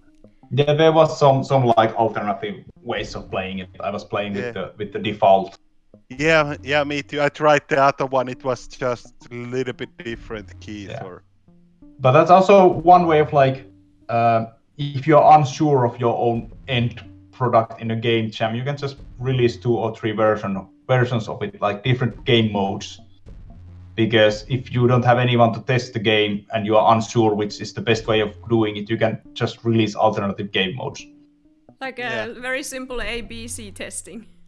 Yeah, it's like then you can see when people download and play the game which mode they prefer. Yeah. Especially with like a local multiplayer party games. This is often quite good to do, like if you do like 2 or 3 different modes, and then you see after the jam which mode is the most fun to play, and then you can continue playing that and just ignore the rest of things to make it. The creator is commenting here at our Discord that it like still learning a lot from Unity, but it was really fun and he's going to see where this game takes. I think that this really has to be developed further. It has such a promise. Yeah, definitely. Like a little bit, maybe find some graphic artists or learn to do themselves if they can to do the graphics and polishing a little bit the mechanics and stuff like that. But very good concept, I think. Yeah, well, just to define art asset packages, there are just a lot of those there, so you don't necessarily have to concentrate on that, but it still gives a polished feel. Yeah, definitely. But then when you are not in a time frame of a game jam, then you can have like a look collaboration or learn to do graphics and so on. So, but yeah, very good work on. I would like to dedicate a couple of words for the upload page. The upload page is super bad. I mean, the game is so much better than what the upload page kind of promises. So there is just this kind of a concept art drawn with the pencil and very little of anything, and then even the credits and things are not really well written. So it's like an underestimation of your own project. This definitely would deserve a exact screen capture and video, and I think the video would be really much more better than the screen capture in itself. So just the people to see that this kind of what we see now in the video, those kind of bouncing next to the obstacle, that creates the interest towards what is this, and I would like to try it. So it's not about just the visuals. It's like, okay, that's interesting puzzle. I want to know a bit more about this. So just make sure that your upload page is a little bit deserving of your game. It doesn't really matter if your game is crappy. You just make an upload page and make it as good as possible. Yeah, definitely. And there was a poster. Yeah, there wasn't video, and that was the one I recorded when I was trying it out. Yeah, so the video that we see now is from Ville's recording. We can give it to the creator if he wants to. Yeah, definitely can have it. Right, so what do we move on from this? What is the next so we still have one playable game here left of the 10 ones. So Fragments of Light. Who is playing that? I am playing it. Okay. Once it opens. Yeah, we don't have time to play every single game. This is again a case of loud audio. Okay, bring it on. I'll try to maybe from the Windows volume mixer. Yeah, try to use that. So. Yeah, at least for me then the audio isn't that high. Yeah, not here either, yes. For us it's fine. Yeah, okay, if everything is fine now I can hear you nicely as well. Yes. So this game was like, I think like all about the aesthetics. Yeah. So it looks quite nice. And I remember following in Discord that the creator commented at some point that they were adding some visuals there after the game was quite finished already. And that's really nice because it's very so beautiful. Yeah. So tutorial-wise, the game just tells you in the corner like what is your goal of the game, but controls it doesn't tell you how to play it.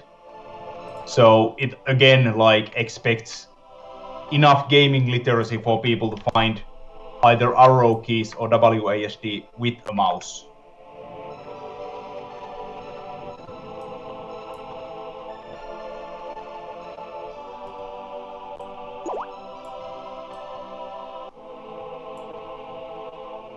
Yes.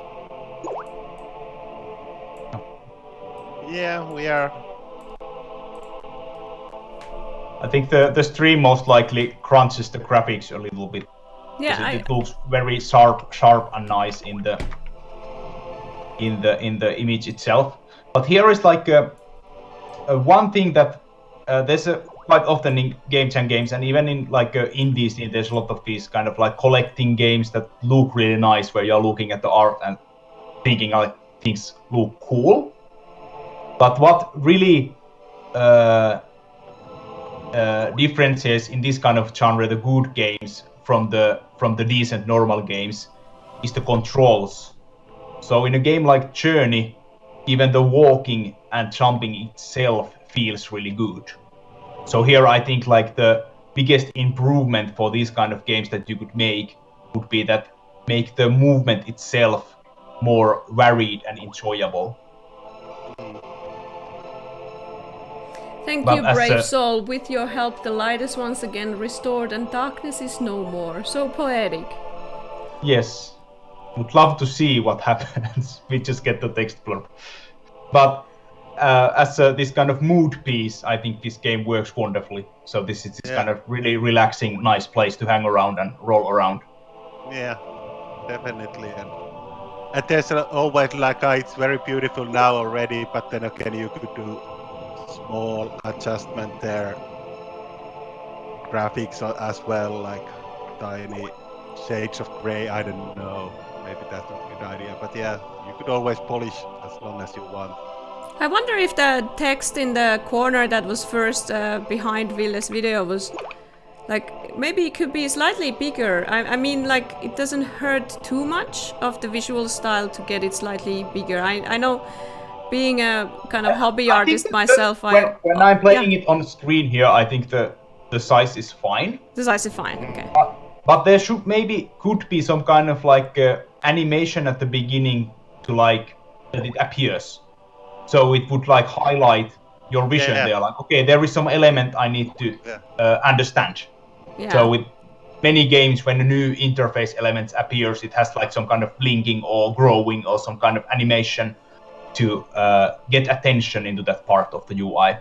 Yeah. And here also, when I collect something, it would be nice that if the text would like do some kind of juicy bump that, okay, now I collected and something happens here in this UI.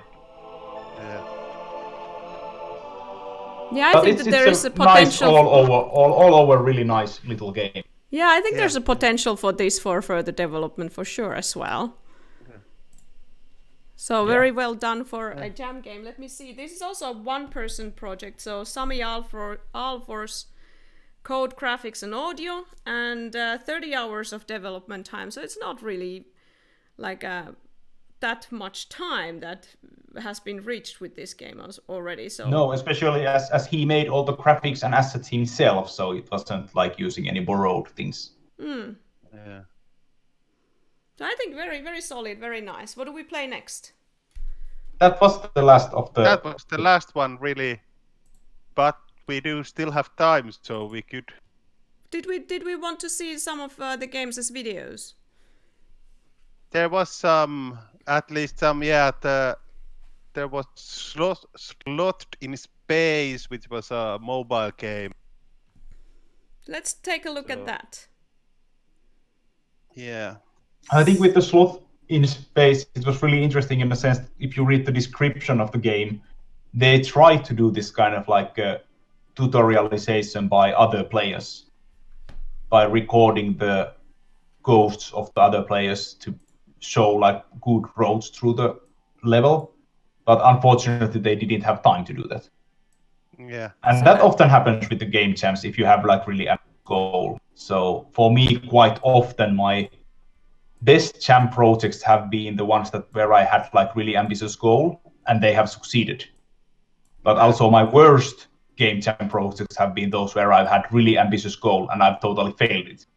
Yeah. So using this kind of ambitious goal of doing networking in a jam game is really like a double-edged sword. It can go both ways. Yeah, but Yeah, it doesn't just matter. You because can you do have- another jam game then later. Yes, and you learn a lot. So I think like both these are valid. And Another, do we have some problem with the sound?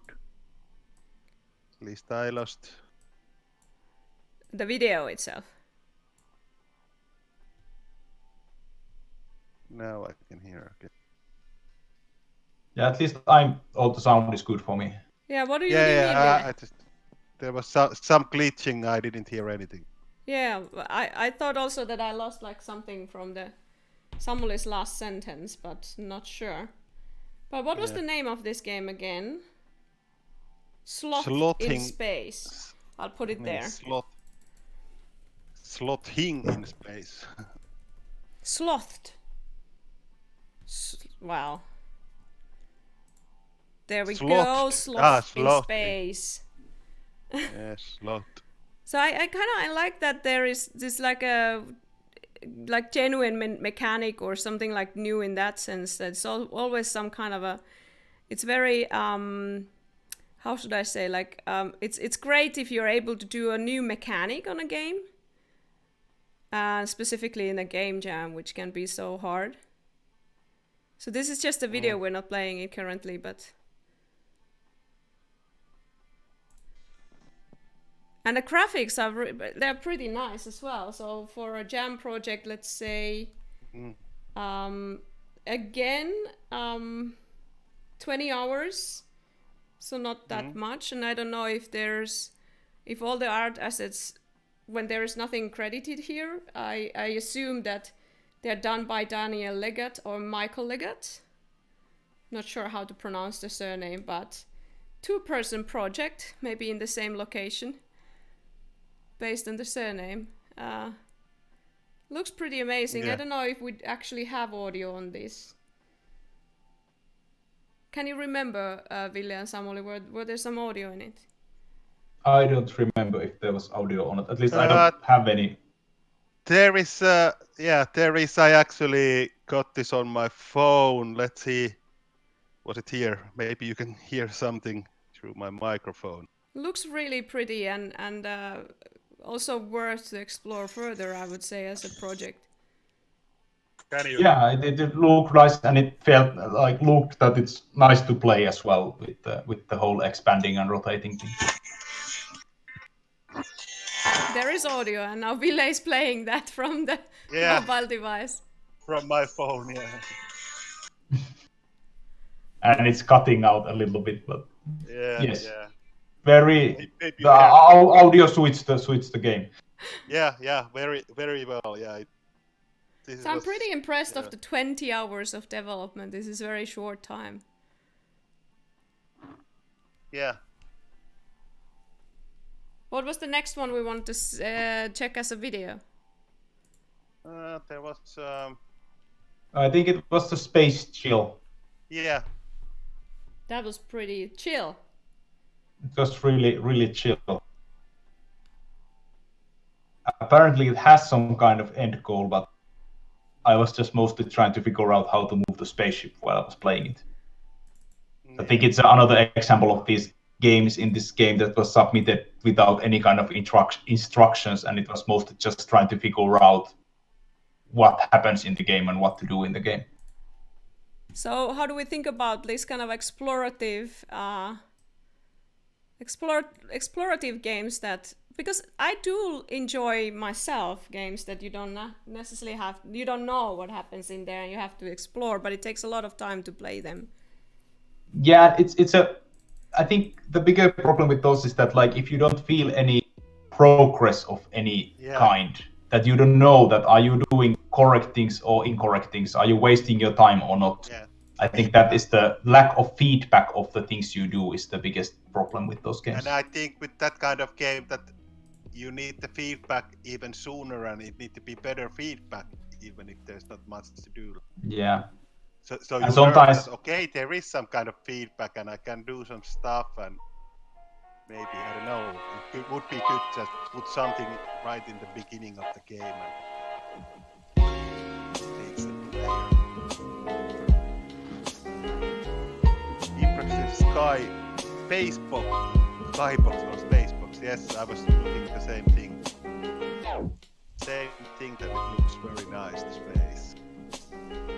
One thing that I liked about this is the music on the background, the kind of the radio thing that has been used as a design convention for other games as well, where you go through the space and then you can listen to radio. It's a kind of a... Yeah, and that game even had a feature of putting your own music in. So if you wanna chill into your own music there. Awfully calming. So our moderator Kachuma is saying impressive skybox or spacebox. And then Abhishek is saying awfully calming, and I think that the creator themselves are saying that credits to my brother Michael. So brotherly bond in game jams is good to kind of use, or sisterly, or relatives in general. So this is pretty, like, it looks very polished already, and yeah, and it was quite nice to just like chill around. So when you get the hang of like how to fly with the spaceship. Yeah, there was. I think those. There's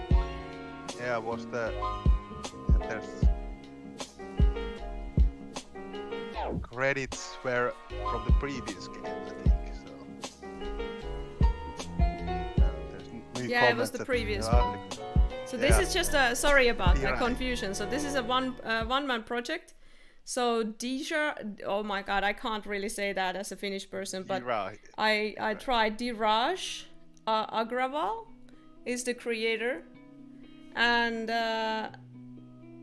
then there is approximately 40 hours of development for this project that we're now talking about.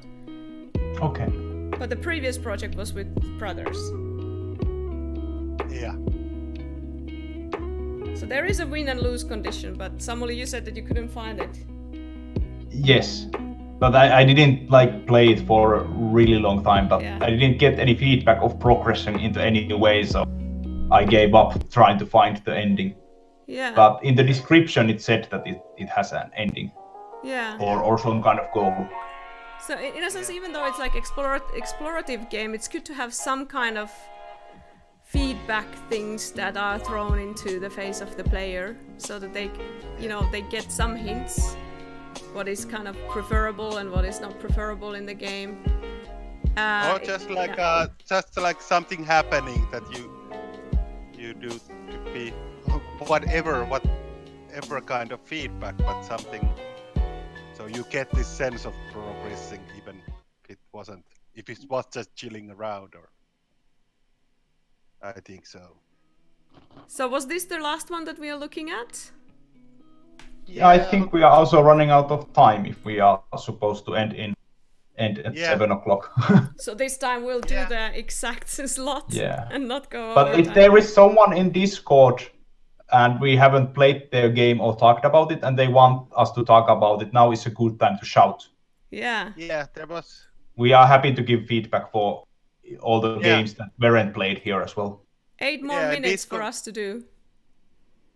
In Discord, as in Slogterer has commented that to Mr. Obama that either of their games won't be showing, but do you want us to try out those games? Either of them, which one are those?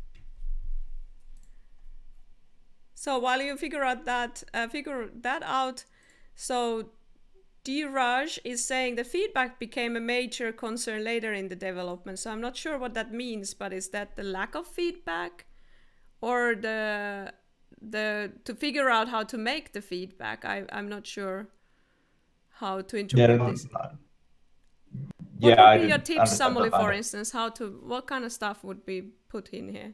Because I don't know what the end goal is. So I don't know how how to nudge the player towards something that I don't know. Indeed. So maybe that was the biggest problem, is that like I read that there is an ending, but I didn't have no idea like how. So maybe Diraj can say to us and spoil the game perhaps, so that we can get a bit of give a bit of kind of tips how we would want to that to be solved.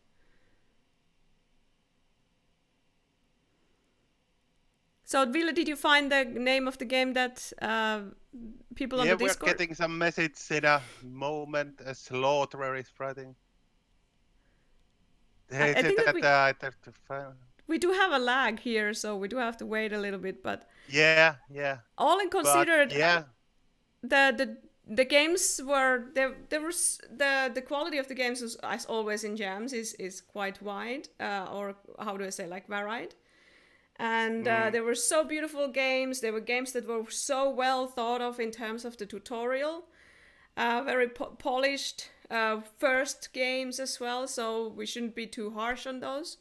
So such a great variety, and kind of I'm very happy to see this many games for the first online jam, and looking forward to the next one as well to see how it goes. And I hope also the technical variety of the games was really nice, in a sense that there were a lot of different frameworks used to make the game, like Unity and Godot and Construct and RenP, and even native Java games. So indeed. I like always seeing that people are trying out different tools. Yeah. And giving kind of examples for others to kind of explore as well, so that at some point in the jamming scene, at least in Finland, almost every project was done with Unity. So almost everything. That was the rising curve of Unity in itself. And it's still quite the power in that sense, that like when you look at the jam statistics, it's the Unity that is mostly used. There are some trials for Unreal as well, but these tiny tools are getting much more speed. Yeah, and Godot is also growing quite fast, because it's also very tiny but powerful. Yeah. Tiny in a sense that it runs on everything. And if you're interested in Godot, you can watch a lecture from last spring. We have covered that topic as well in our trends. Yeah. Oh, there is. I asked Discord, is there some game you would like to still see after the Apocalypse one? So. Okay, I can run it. Yeah. Okay, let's set it up. Have it there, huh? So we can check that one. It's loading.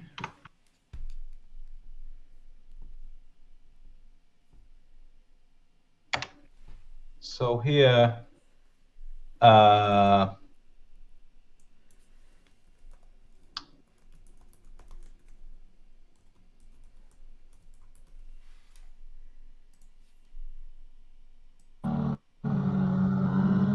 so here we go. I'll set the volume for myself as well to be a little bit less, so I can hear you guys. Okay, so there we go. Yeah, and there you so can this see you can see the controls right there. Yeah, you can see the controls right there, which I like, and I also like that it has some options. So in a sense, this is also this kind of technical showcase that you can enable different things. But unfortunately, the volumetric light, which would be the coolest one, doesn't work for me. No. So, but technically, it's nice that there is some like thought put into options as well. Yeah, but the creator said that one thing that he forgot was to add quit function, which I noticed. That's quite a common oversight in a game jam game. So I'm used to pressing Alt F4, but I know many people don't know about Alt F4 and they are getting lost into the games. Yeah. So I've actually gotten into my itch games sometimes comments of people who are confused how to quit the game. Yeah. But game-wise, this is like pretty basic in a sense that this also kind of like the other shooter game expects people to be comfortable with the WASD and mouse aiming. there's a huge amount of zombies there. Are there zombies or are there some kind of alien zombies with their green faces? I think they are zombies, as it says you killed 21 zombies. Yeah. But I suspect that they're alien zombies. Or maybe COVID zombies or something. COVID zombies, oh my god. Yeah, they can have virus heads. And they are really, really green. Yeah, they could have those things sticking out of the heads of them. But tutorial-wise, this game could have, in the same way that the previous games that we were talking about that were endless, in a sense that there is like levels that you can play through, is that there would be this kind of like a tutorialization part of like safely learning how to play the game, maybe with a little bit less zombies, maybe 1 or 2, and after that you could go into the endless mode and slowly learn to play the game more. Yeah. Obviously it's a quite simple game, so anyone who has played FPS games don't really need anything like that, but if the main mechanics would be more complex, things like that would help. But I learned that if you shoot, you need to shoot them in the head, so that was something like I first was shooting them and it doesn't die, and then I realized that you need to shoot them in the head. Yeah, I think that's an instinct of playing so many zombie games, is that I just shoot them in the head anyways. Yeah. But that's a good point, that it could have different kind of like feedback depending on where you are shooting the zombies. Yeah. And also the feedback of getting damaged and other parts is also a little bit minimal. But that's very common with the games is the lack of feedback for all the actions. Yeah, because usually they are made for the same community, for other gamers, other game jammers, so that is like they are easily played, or people usually know this kind of stuff, but it's sometimes if you want some other kind of audience to play them, it's good to have. Yeah, a lot of this kind of tutorialization and instructing the player and everything like that is just is not for the prototyping phase that I would consider jamming to be. So basically, if we think about that, game jams are like accelerated development processes. They are not accelerating the entire process, even though we would publish the games at the end. They are more like kind of simulating the pre-concepting or kind of the prototyping phase of the actual production. And then typically the tutorial stuff and things comes then later. So, yes. But still, jam games are nowadays a genre of themselves. And like this game had the button scheme as a image. I really enjoyed that as a kind of you can throw it in on the last hours of the development, and it would hugely improve the playability of the prototype. Because in a typical kind of a professional prototyping phase is that if for instance the studio is segmented into smaller prototyping teams, they do explain their prototypes in the meeting, face-to-face meeting, if there's no pandemia happening. So they don't have to have the instructions in that way, so that there's no time consumed for that. But when you make a jam game, it can be a viral hit, even though you wouldn't think yourself that is a good game, but maybe there's something that you missed, and people start playing it. So it's like it's always good to put some kind of tutorial or instructions in your jam game even. And it also practices your thinking of the tutorialization of, or kind of holding hands, or helping the players to understand, giving feedback, what else you would want to do. So you can also use jam games to kind of hone your skills of making the instructions, I would say, like any of the skills that. And also like thinking of the audience that you are making the game of, because that is very important in any kind of design, to think the audience. So thinking about, okay, what do they know? What do they need to know? Yeah. Because as a designer, you know how to use the stuff, but none of the projects here are for kids, by the way. Yeah, kids can play, but none of these seem like kids kids' game. I mean, they're not on the kind of the small child genre, at least. Yeah. And one thing I was about to say also this last game was that like when you have the or the control scheme in the starting screen, there you have time to like check, okay, these are the controls, and you can see them before starting the actual game. So. Also, And like, usually jam games don't have such a complex control that you can usually just show them. But if you have a game with really complex controls, then you should really think about the how you present them to the user. Yeah. And even though the control scheme wouldn't be like complex, maybe the mechanics that are the combination of you controlling different things. The mechanics can be complex at the end of the gameplay, as we've seen with the slime game. I mean that there are different things that you can do with the exact same controls. But it's good to teach the way that the game world works gradually. Simple control but complex mechanics, yes. Yeah. So yeah, this was really nice collection of games and very kind of interesting to chat about. And hopefully there will be more jam games with tutorials or button schemes in the screen, because oftentimes there isn't even a start screen. Like there's no exit buttons, there's nothing, there's just a gameplay. So just to embed the instructions in the jam game is great. So it would be great to see that happening more in the next jam, for instance, that we will have in May, so that we would have, now that we've kind of gone through this, and the minimal instruction doesn't mean that there's no instructions at all. So there are some kind of things that you can think about, and they're not that heavy to make as well. So maybe in the future jam we've learned this. Probably not, but maybe. And because it's not all about learning, it's about time as well, of course. And we'll see. What kind of end notes would you like to say, Ville and Samuli? I don't.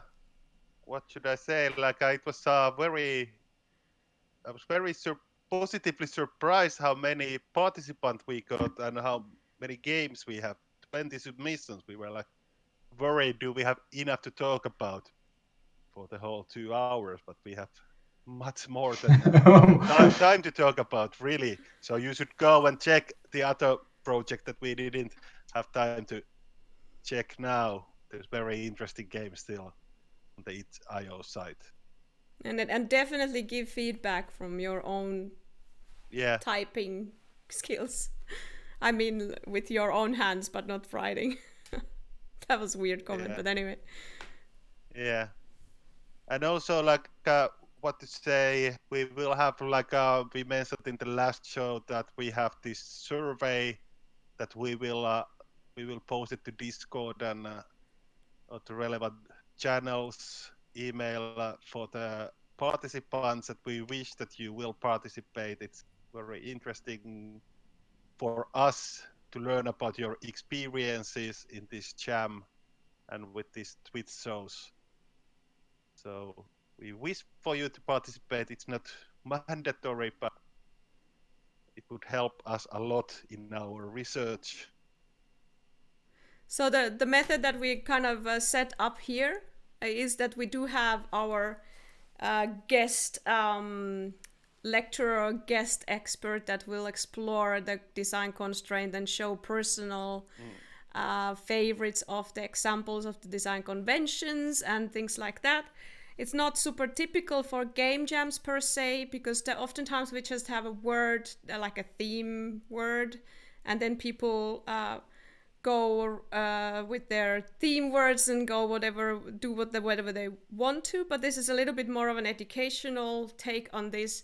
I believe that most of the jams are opportunities for learning on your own terms, and this is just a little bit of added level for that, to provide a jammer view on what could be done in a game jam.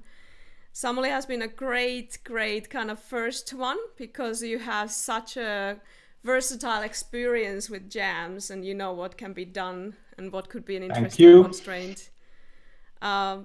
So maybe a couple of words more about the encouragement of your chosen constraint, how to go with that further with the jam projects or with the professional tracks that people might have in game development. Yeah, so I think it's all about just like thinking of the first time use of the game, that the game presents itself in a way to the user that you get the reaction that you want from the player. Also, it's not always just about the tutorialization, as we talked in the previous stream. It's also a little bit of like just showing your awesome thing right at the front of the game. So tell them how to play it and tell them what is the unique and the great thing about the game. So I think that way the slime game here was clearly one of the coolest one, because you were able to get this cool mechanic right in the first screen when you started moving. Yeah, definitely. It's not. You shouldn't like hide it to have it like a revealing later in the game, but it need to be brought up first, like a pitch. But good job for everyone making games and finishing games. That's the most important. You submitted something, and we were able to look at and play it. Some other people are able to enjoy them as well. Yes, that is the most important. Yes, so thank you for Samuli, thank you for my co-host Ville, thanks for all the people chatting in the, where should I point? There? No, where? Probably there.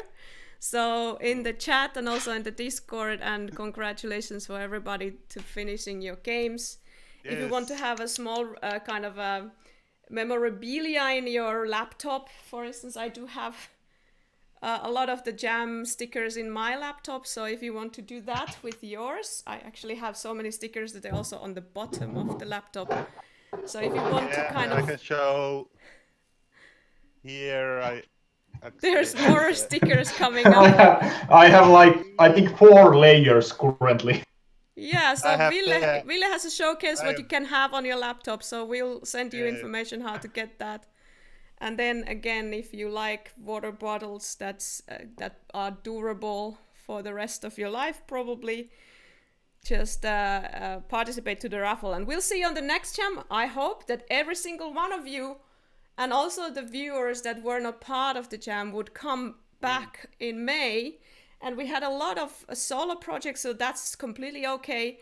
But maybe at that time in May, we are also already so practiced with online platforms that we are able to create teams that are not formed by people that know each other, but just complete strangers. That would be fun to see how you experience that. But yeah, it was a cool experience, and we're super happy how it went. Yeah, definitely. Big thanks to all the participants. So, I enjoyed, there was interesting discussions also on the community, so that was nice that there was some discussions and people showing what they have done and everything. So huge thank and applaud to Samuli. Yes. And next time when we see each other on this jam, maybe Samuli will be on the other side making a game for the jam. Yeah. Most likely. Yes. Yeah. So please join. Make sure that you're on Discord of our lecture series. gamesnow.alto.fi has the address for that.